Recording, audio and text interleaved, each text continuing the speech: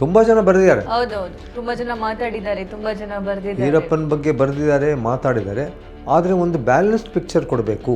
ನಂದು ಅಭಿಪ್ರಾಯ ಇದ್ದಿದ್ದು, ಓದುಗರಿಗೆ ವೀರಪ್ಪನ ಬಗ್ಗೆ ಫಸ್ಟ್ ಆಫ್ ಆಲ್ ಅವನು ಏನು ಮಾಡ್ದ, ಪೊಲೀಸ್ ಕಾರ್ಯಾಚರಣೆಗಿಂತ ಮುಖ್ಯವಾಗಿ ಅವನು ಎಂಥ ವ್ಯಕ್ತಿ, ಅವನು ಯಾಕಷ್ಟು ಬೆಳೆದ, ಅವನು ಯಾಕಷ್ಟು 120 ಕೊಲೆ ಮಾಡ್ದ, ಅದಕ್ಕೆ ಏನು ಕಾರಣ, ಅದಕ್ಕೆ ಯಾರು ಕಾರಣ, ಏನೇನು ಕಾರಣ, ಅವನು ಹಿಂಗೆ ಬೆಳೆದ ಒಬ್ಬ ಮಾಮೂಲಿ ದಂತಚೋರ, ಮಾಮೂಲಿ ಕಟ್ಟಿಗೆ ಕಳ್ಳ, ಶ್ರೀಗಂಧ ಕಟ್ಟಿಗೆ ಕಳ್ಳ, ಆನೆಗಳನ್ನು ಬೇಟೆಯಾಡೋಕ್ಕೆ ಶುರು ಮಾಡ್ದ, ಹೇಗೆ ಮುಂದೆ ಬಂದ, ಯಾವ ರೀತಿ ವ್ಯವಸ್ಥೆ, ನಮ್ಮ ಪೊಲೀಸ್ ವ್ಯವಸ್ಥೆ ಆಗಲಿ ಇಲ್ಲ ಫಾರೆಸ್ಟ್ ಡಿಪಾರ್ಟ್ಮೆಂಟ್ ವ್ಯವಸ್ಥೆ ಆಗಲಿ, ಯಾವ ರೀತಿ ಅವನ ಬೆಳವಣಿಗೆಗೆ ಸಹಕಾರ ಆಯಿತು, ಯಾಕೆ ಅವನು ಮಾಡಿದಂತಹ ಕ್ರೈಮ್ಗಳನ್ನು, ಕುಕೃತ್ಯಗಳನ್ನು ನಾವು ಚಿವುಟ್ಲಿಲ್ಲ ಮೊದಲೇ ಅಂದರೆ ಮೊಳಕೆಯಲ್ಲಿ ನಾವು ವೀರಪ್ಪನ ಬಹಳ ಸುಲಭವಾಗಿ ಚಿವುಟಬಹುದಾಗಿತ್ತು.